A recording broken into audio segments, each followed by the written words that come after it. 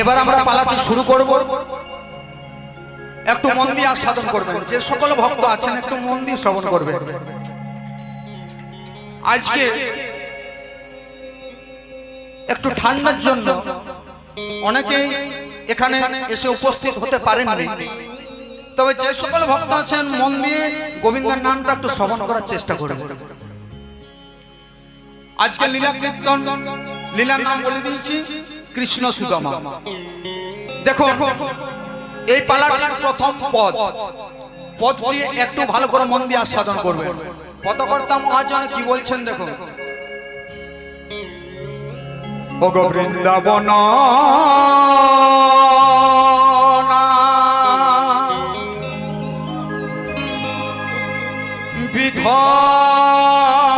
বিধর বগ্রা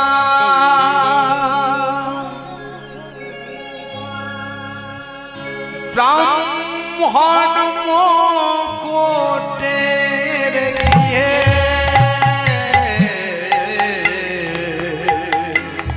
ওই বৃন্দাবন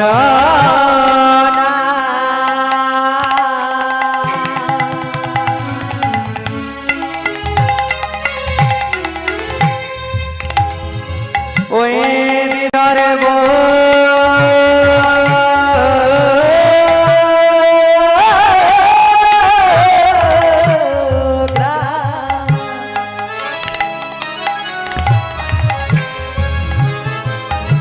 ওই ব্রাহ্মণ মুকুটের গৃহে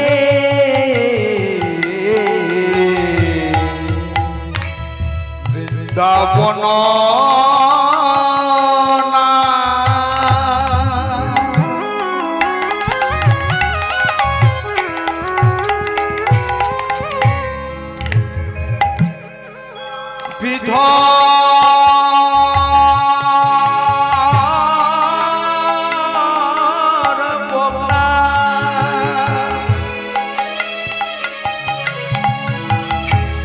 ব্রাহ্মণ মুকুটের গৃহে ওই বৃন্দাবন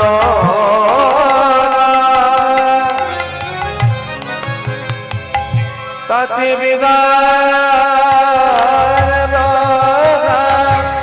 ব্রাহ্মণ মুকুটের গৃহে। পদকর্তা মহাজন কি বললেন? বৃন্দাবন নাম বিধর গ্রাম। আচ্ছা বলুন আপনাদের গ্রামটার নাম কি মা?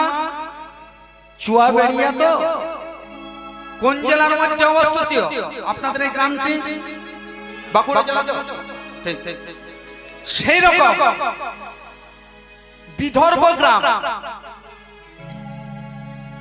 কোথায় অবস্থিত না? বৃন্দাবনের মধ্যে অবস্থিত। গ্রামটার নাম হলো বিদর্ভ গ্রাম।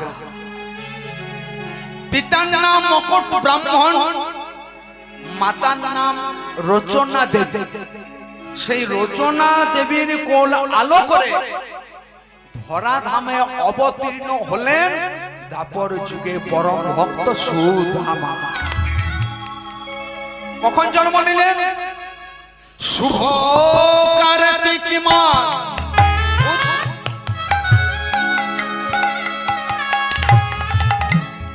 উত্থান একাদশী।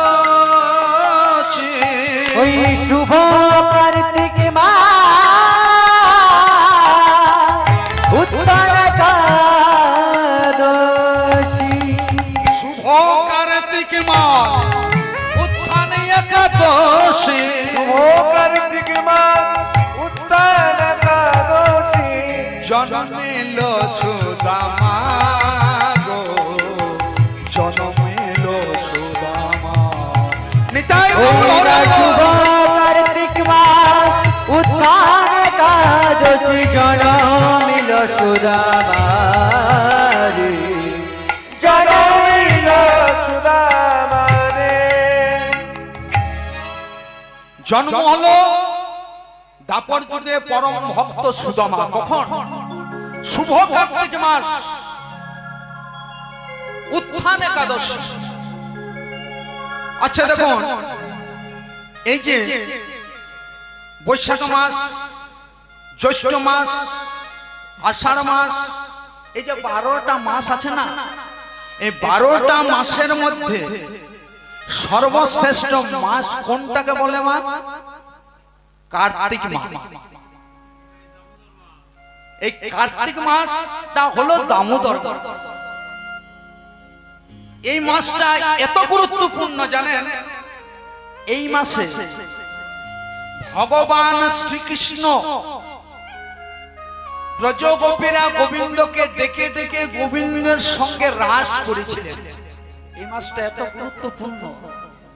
অনেকে মা গাছে জল ঢালেন, বৈশাখ মাসে তো অনেকে মা ঢালেন, তাই তো মা গাছে জল দেয়, কিন্তু বৈশাখ মাসে ঢালুন, কিন্তু একটু চিন্তা করো, আমার কথা মতো যদি বৈশাখ মাসে আপনি জল ঢালুন, কিন্তু আপনি যদি কার্তিক মাসটাতে অল্প জল ঢালতে পারেন, আপনার অনেক মঙ্গল হয়ে যাবে। কারণ এই মাসটা এত গুরুত্বপূর্ণ। এই মাসে আমাদের মতো বৈষ্ণবেরা, ভক্তরা ভোরবেলায় নাম দেয়, টহল দেয়, প্রভাতী দেয়, তাই না বাবা? এত গুরুত্বপূর্ণ। তাই যাই হোক, তাহলে জন্ম নিলেন উত্থান একাদশীতে। আবার যদি এখানে অনেকেই ভক্ত আছেন একাদশীতে একাদশী করেন, কালকে ছিল একাদশী, আপনারা সবাই জানেন। তো এই একাদশী সংসারে যে বাবা মায়েরা ভক্তরা আছে, যদি অল্প একাদশী করতে পারে, তাকে আর অন্য কিছু করতে হয় না। তবে একাদশী করুন, তাই এমন একাদশী করবেন না কেউ যদি জিজ্ঞেস করে কেমন আছিস, আর আপনি যদি একাদশী করে বলেন কেমন আর থাকবো, আজ আমার একাদশী, কেমন আবার থাকবো, আমার একাদশী 20টা রুটি খেয়ে তার একাদশী, এইরকম একাদশী করবেন। বাড়িতে আমার স্ত্রী আছে, সোম মঙ্গলবার করে, যেদিন আমি বাড়িতে থাকি না, সেই দিন বলে আজকে ভালো মন্দ কিছু এনে দাও খাবো। আমি বলে, ও তোমার যদি খাওয়াটাই বড় হয়, উপোস করার কি দরকার? উপোস করলে আমাদের শরীরটা ভালো থাকে। প্রতিদিন যে আমরা হাজার হাজার খাবার খাচ্ছি না, একদিন যদি আপনি না খান, তাহলে কিন্তু শরীরটা ভালো থাকে। খাওয়াটা বড় জিনিস নয়, উপোসটা করলে আমাদের শরীরে ভালো থাকে। আর এমন এমন মা উপোস করলো, স্ট্রোক হয়ে মারা গেল, কি লাভ হলো? এমন উপোস করবেন না। ভক্তিটা হচ্ছে আসল জিনিস। তাহলে জন্ম নিলেন উত্থান একাদশী থেকে। দাপর যুগে পরম ভক্ত সুদামা পদকর্তা বলছেন, ত্রেতার ভরত আসি জন্ম নিল, তার ভরত আসি জন্ম নিল, ত্রেতার ভরত আসি জন্ম নিল, তার ভরত আসি জন্ম নিল, দাপরেতে সুদামা হলো ভরত আসি জন্ম নিল। আমার দাপরেতে সুদামা হলো ভরত আসি জন্ম নিল, দাপরেতে সুদামা হলো ভরত আসি জন্ম নিল। উঠে দাপরেতে সুদামা হলো ভরত আসি জন্ম নিল,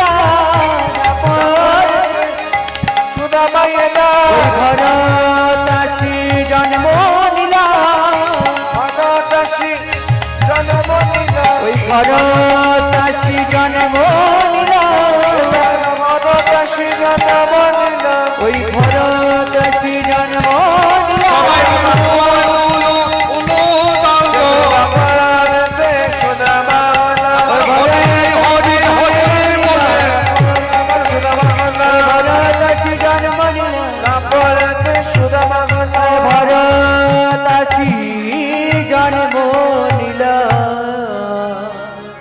তাহলে দেখুন, ত্রেতা যুগে যিনি কৈকেয়ীর পুত্র, মানে রামের আদরের ভাই ভরত, তিনি দাপর যুগে হয়েছেন ভক্ত সুদামা। এবার আপনাদের মনে প্রশ্ন আসবে, মূল গায়ে ভরতেই যে সুদামা, তার প্রমাণ কোথায়? না প্রমাণ আছে, একটু আস্বাদন করবেন। ভরতে যে সুদামা তার প্রমাণ না, প্রমাণটা হলো ত্রেতা যুগে রাজা দশরথের হয়েছিল কঠিন ব্যাধি। রাজা দশরথে দুটো আঙুল গলে ফসে রক্ত পুজে ভরে গিয়েছিল। এখনকার দিনে হলে সবাই বলতো রাজা দশরথের ক্যান্সার হয়েছে। কত কবিরাজ ফিরে গেল, রাজা দশরথের রোগ কেউ ভালো করতে পারল না। রাজা দশরথের মৃত্যু নিশ্চিত হয়ে পড়ল।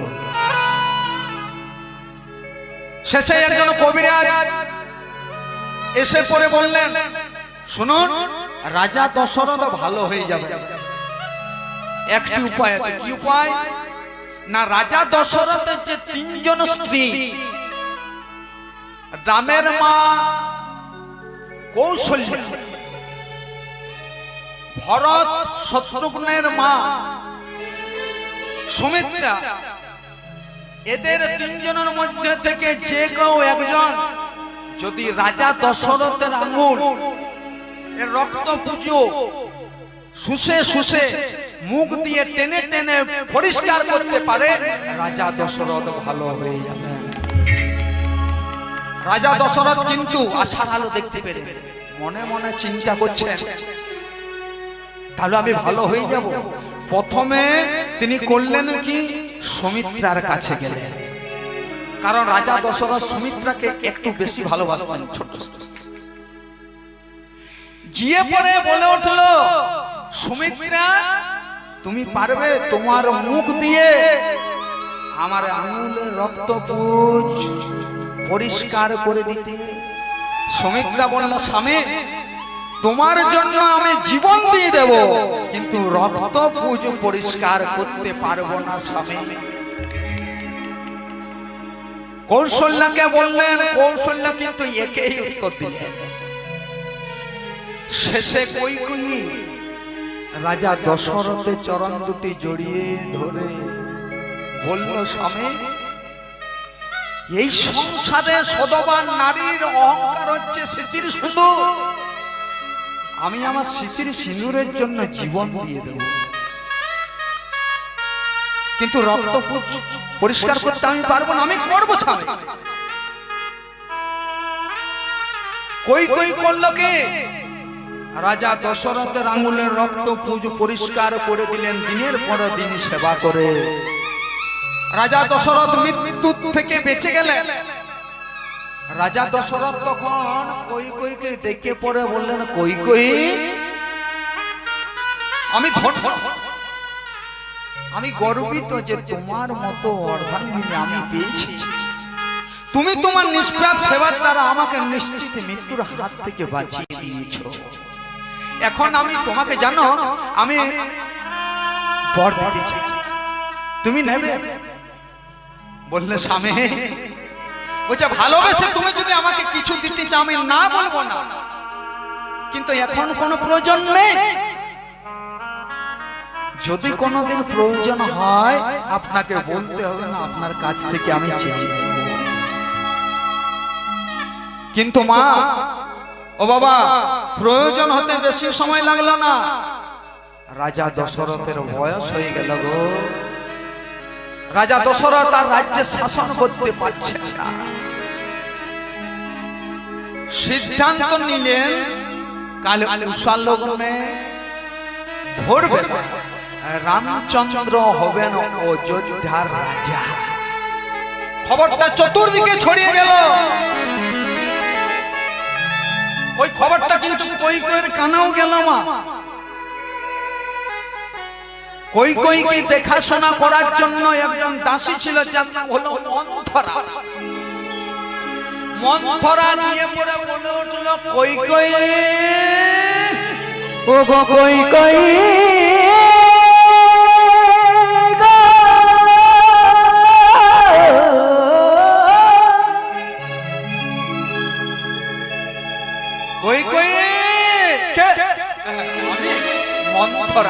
বলছে, শুনেছো?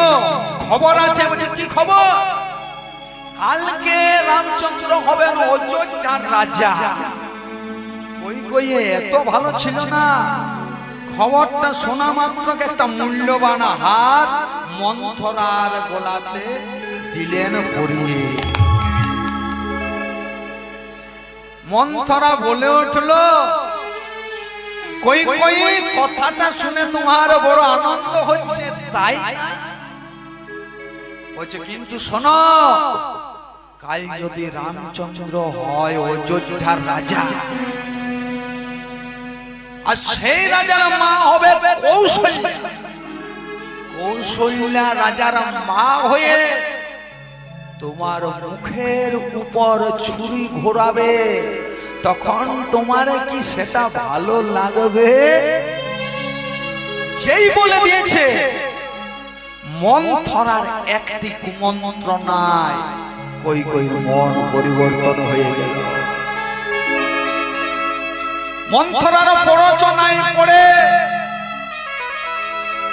কই কই কি করলো জানেন? ছুটতে ছুটতে চলে যাচ্ছেন, স্বামী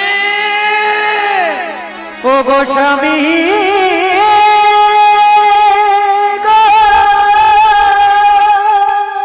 দশরথের কাছে গিয়ে পড়ে বলছেন, স্বামী আমি শুনলাম কালকে রামচন্দ্র হবেন অযোধ্যার রাজা।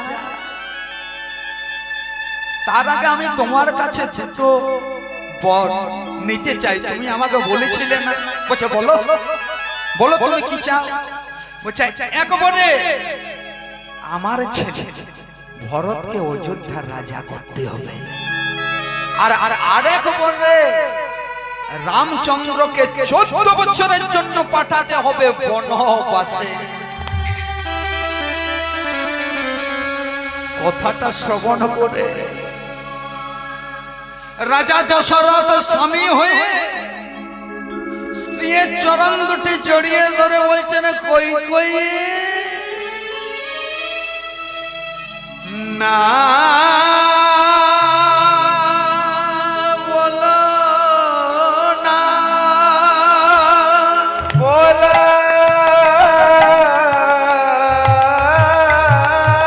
না। ওগো কই কই তুমি এমন কথা বলো না, তুমি এমন কথা বলো না। আমি রামকে বড় ভালো বাসি, ভালোবাসি। তুমি এমন কথা বলো না। তুমি এমন কথা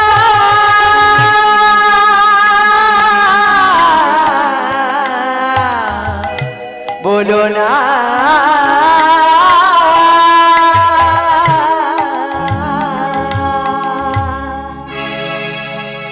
সকাল হয়ে গেল, রাম যাচ্ছেন বনে, লক্ষণ যাচ্ছেন শনে, সীতা দেবীও যাচ্ছেন রামের শনে।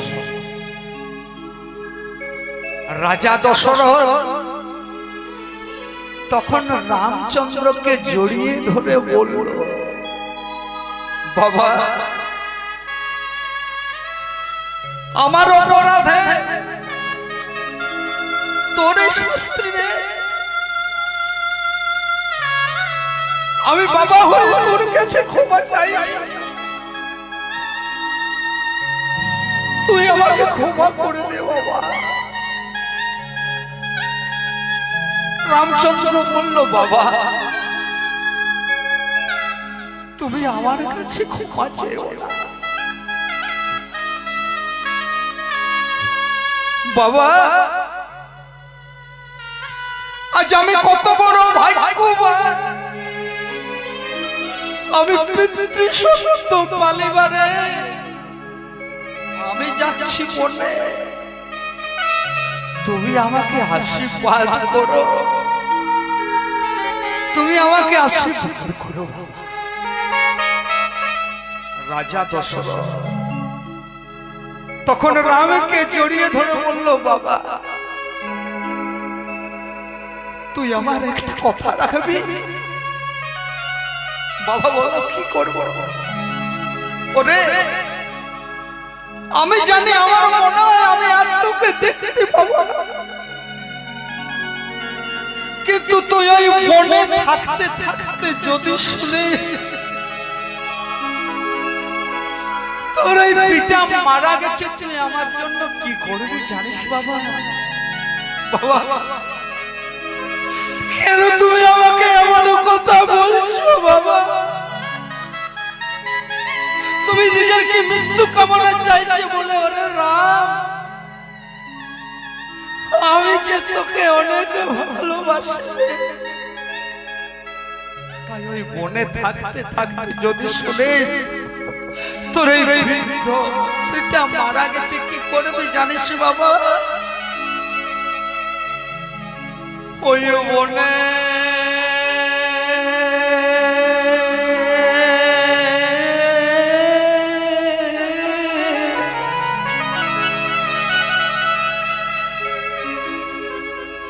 ও পিণ্ড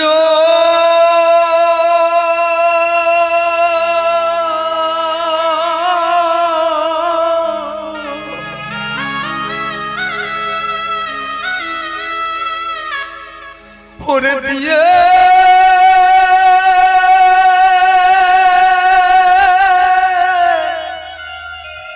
দিবি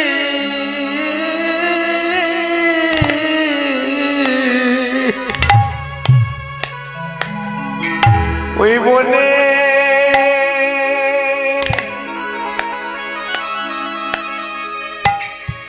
আমাকে পিণ্ড রাজা দশরথ জড়িয়ে ধরে বলছেন, আমার জন্য এইটুকু তুই করতে পারবি রে বাবা? পিণ্ড দিয়ে দিবি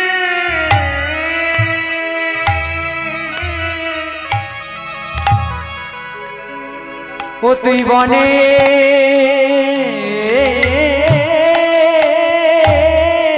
পিণ্ড,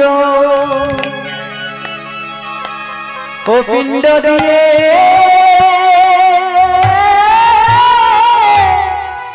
দিয়ে দেবে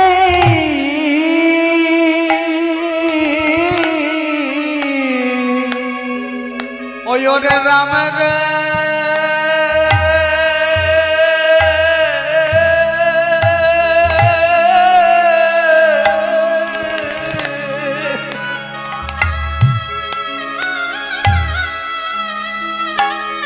ওই ওরে আমার প্রাণে রাম রে,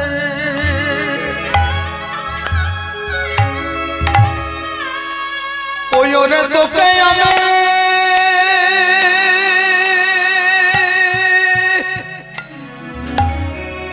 ওই ওরে ভালো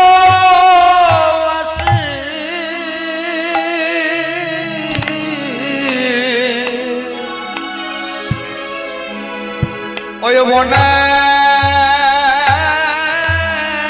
পিণ্ড ওরে দিয়ে দিবি ওরে রাম রে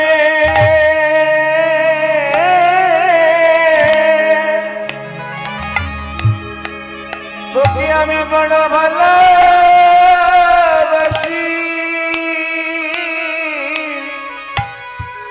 ওই বনে পিণ্ড পিণ্ড দিয়ে দিবি।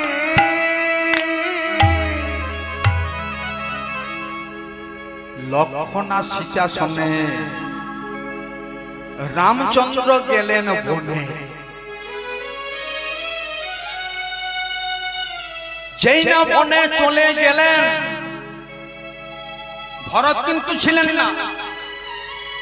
ভরত তখন ছিলেন মামার বাড়িতে। ভরত যদি অযোধ্যাতে থাকতেন নিজের জীবন দিয়ে দিতেন, কিন্তু রামকে বনে যেতে দিতেন না। খবরটা পেয়ে ভরত গেলেন বনে।